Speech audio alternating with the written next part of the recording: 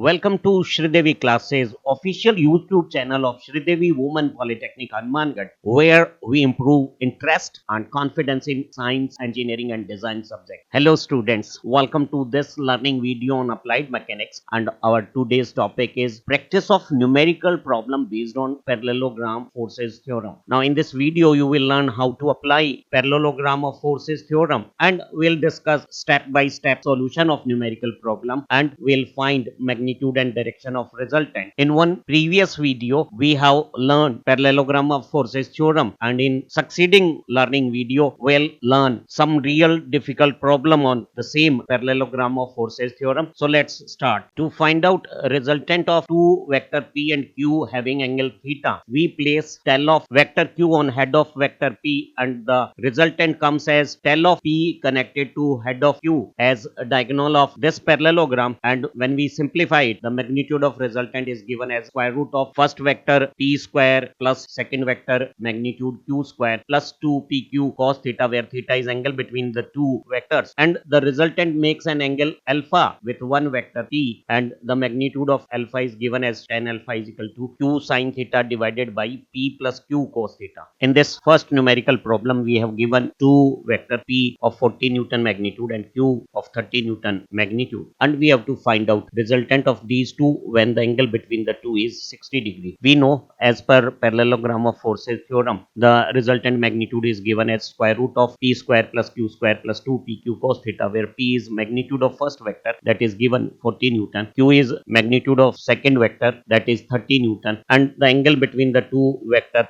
40 Newton and 30 Newton is given as 60 degree. So theta is 60 degree. So we have just replaced the magnitude of P, Q and theta in this relation, and when we solve, P square, that is 40 square, comes as 1600, Q square 30 square is 900, and 2PQ cos theta is 2 into 40 into 30 cos 60. Cos 60 is 0.5, and when we solve it, it comes as 2400 into 0.5, and when we sum 1600, 900 and 1200, it comes as 3700, and when square rooted, magnitude comes as 60.83 Newton. To find out direction of this resultant, this second vector Q is resolved as two component, one along P, that is Q cos theta, and second perpendicular to P as Q sin theta. And when we apply trigonometry, then the resultant makes an angle alpha with vector P, and tan alpha is given as perpendicular Q sin theta divided by base P plus Q cos theta, and the value of P is 40, value of Q is 30, and angle theta between two vector is 60 degree. Sin 60 is 0.866, cos 60 is 0.5. When 30 multiplied by 0.866 and that is divided by P plus Q cos theta, P is 40, Q is 30 and cos 60 is 0.5, then this ratio comes as 0.4724. And to find out alpha from tan alpha, I have to take inverse function operation, and inverse of tan is tan inverse, and when tan inverse is operated on tan alpha, the result will alpha. So alpha is tan inverse tan alpha, and the value of tan alpha is 0.4724, and when from calculator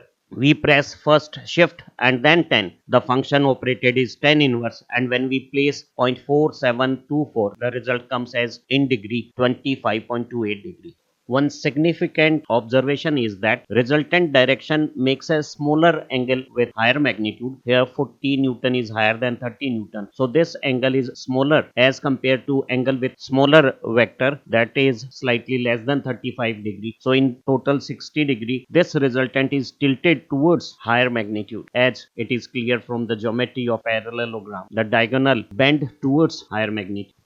Two forces 50 Newton and 80 Newton acts at right angle. Find the direction and magnitude of resultant. So in case of two mutually perpendicular forces, the parallelogram simplifies and the resultant direction and magnitude is obtained simply by the Pythagorean relation that applies on a right angle triangle. Here in this magnitude relation, square root of P square plus Q square plus 2PQ cos theta, theta is 90 degree, cos 90 becomes 0. So this 2PQ cos theta becomes 0, and resultant magnitude simply become Pythagoras relation. Here base is P, perpendicular is Q, so the hypotenuse resultant is square root of base square plus perpendicular square. Now one vector is 50 Newton, second is 80 Newton, and when we square and add, 50 square is 2500, 80 square is 6400, addition is 8900, and when we take square root, it comes as a resultant magnitude 94.34 Newton. Now the direction of resultant with T Newton got a a relation. If this angle is alpha, then tan alpha is q sine theta upon p plus q cos theta. Theta is 90 degree. Sine 90 become 1, cos 90 becomes 0. So in numerator we have only q, and in denominator we have p, and tan alpha is perpendicular upon base. Perpendicular q is 80 Newton and base p is 50 Newton. Ratio is 1.6. Again, to find out alpha from tan alpha, I have to take tan inverse of tan alpha. So alpha is tan inverse of tan alpha. Tan alpha is 1.6, and when we take tan inverse of 1.6, it comes as 57.99 degree. Again, it is clear that resultant angular position shifts towards bigger magnitude. This angle with smaller magnitude is roughly 58 degree, whereas the angular position with higher magnitude is only around 32 degree.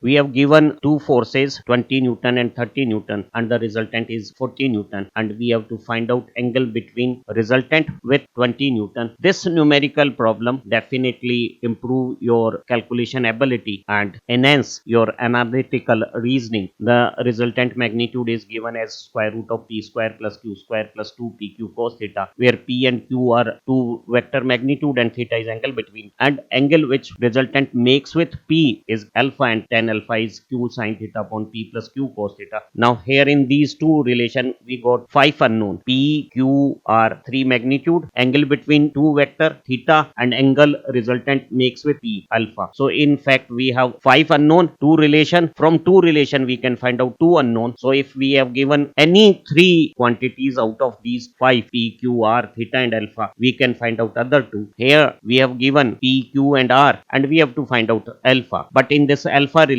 we need value of theta, angle between two vectors. So for that we have to use this first relation, and we have to first find out angle between the two vector 20 Newton and 30 Newton. So we have used magnitude relation, and resultant r square is 40 square, first vector p is 20, so it is p square 20 square, q square, another vector is 30, is 30 square, and 2pq cos theta. Theta is unknown. Now when we square, 40 square is 1600, 20 square is 400, 30 square is 900, and this multiplication 1200 cos theta. To find out cos theta, we brought cos theta term to one side, 1200 cos theta, and brought remaining terms on another side. The sum of 400 and 900 is 1300, and when 1600 is subtracted from 1300 we got 300, and cos theta comes as 300 divided by 1200, 0.25. Now the positive value of cos theta simply indicate that theta is between 0 and 90 degree, and if cos theta comes as negative, if resultant magnitude is smaller, then the sum of p square plus q square may become higher than r square, and in that case you will get cos theta negative. That indicate that theta is more than 90 degree. But here cos theta is positive, so theta is less than 90. From cos theta we can find out theta simply by the cos inverse of cos theta. When inverse function operates one after another, the result is first parameter on which first function is operated. So cos inverse cos theta is theta. So theta is cos inverse of cos theta, and value of cos theta is 0.25.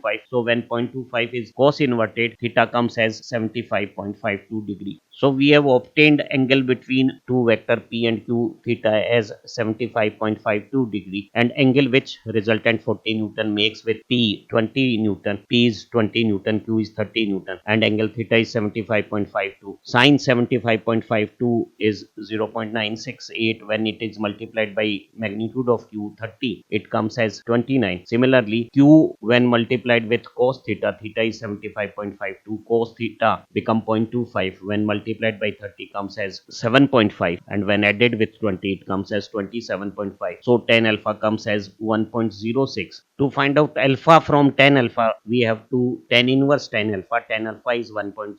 So tan inverse 1.06 comes as angle of resultant with 20 Newton as 46.7 degree. In this numerical, two equal forces 25 Newton each acts on an angle 120 degree. We have to find out direction and magnitude of resultant of these two. As per parallelogram of forces theorem, resultant magnitude is given as square root of p square plus q square plus 2pq cos theta, where p and q are two vector and theta is angle between the two. Here both p and q is 25 and theta is 120. So resultant magnitude r square is p square 25 square q square 25 square 2p PQ, again 2 into 25 into 25, and theta 120 gives cos 120. When theta is more than 90, cos theta become negative, cos 120 is negative 0.5, and this product 25 square is 625, and 625 multiplied by 2 is 1250. When multiplied with zero point 0.5, it comes as 625 with negative sign, and when 2 625 subtracted by 1 625, it comes as 1 625, that is 25 square. So when square rooted, resultant magnitude comes as 25 Newton. One can remember this, that for equal magnitude and 120-degree angle between two vectors, resultant also got equal magnitude. For 25 Newton, resultant is also 25 Newton. To find out direction of resultant, the fact is, when two vectors have equal magnitude, their resultant lies along the angle which bisects two vector, that is along this midway line. So for 120-degree angle, the midway line makes an angle 60-degree each from both vectors. Now we can resolve both these vector 25 Newton along midway line and perpendicular to this reference midway line, and this angle half of 120 is 60. So this is 25 cos 60. Cos 60 is 0.5, comes as 12.5, and the perpendicular to midway line component is 25 sin 60. Sin 60 is 0.866. When multiplied with 25, it comes as 21.65. So both vector have component along midway line 12.5 Newton, and perpendicular to midway line is 21.65. So for two vector of equal magnitude having an angle theta, the resultant comes along bisector line, and we can resolve these two vector, one along bisector reference line and second perpendicular to it. So half of theta is theta by 2, and reference line mid bisector component is p cos theta by 2, and perpendicular component is p sin theta by 2. Now perpendicular component equal in magnitude are opposite to each other, so they cancel each other, and bisector component add together, and resultant will become 2 times of p cos theta by 2, as it is clear from this parallelogram also. So when two vector of equal magnitude A got an angle 60 degree, take bisector line as a reference, and a resultant of these two vector comes along bisector line that make 30 degree angle with each force. Now resolve these two forces, one along midway line and second perpendicular to it, and perpendicular component equal opposite cancel each other, and midway component line add together become twice of A cos 30. Cos 30 is root 3 by 2. So this resultant comes as root 3A. The same can be proved by Pythagoras theorem. Both P and Q got same magnitude A, so P square, Q square and 2PQ both become A square, 2A square, and cos 60 is half. This sum become 2A square plus A square, 3A square, and when we square root, resultant comes as root 3A. So for 120 degree, resultant was equal to A, and for 60 degree it is root 3A. Similarly, for two vector of equal magnitude and angle 90 degree between them, again a resultant comes along the midway line. So take this midway line as reference and resolve these two vector, one along midway line and second perpendicular to this reference line. Half of 90 is angle 45, and midway line reference line component is A cos 45, and 2 of this is 2A cos 45. Cos 45 is 1 by root 2, and when you simplify, the resultant comes as root 2 times of A. That can also be obtained by Pythagoras calculation in this triangle, and the same can be obtained by parallelogram of forces theorem. For 90 degree, cos 90 becomes 0, so 2 PQ cos theta becomes 0, and this simply become Pythagoras of A and A, that is root 2A, and resultant is for equal magnitude just midway. So you learn and practice numerical problem based on parallelogram force theorem. Some tricky and more difficult problem will be dealt in another learning video on the same topic, that is numerical problem based on parallelogram forces of theorem. If you find this video useful, do subscribe this channel and share this video, and to support our YouTube channel Sridevi Classes and Sridevi Women Polytechnic, you can also join our YouTube channel. Thank you very much.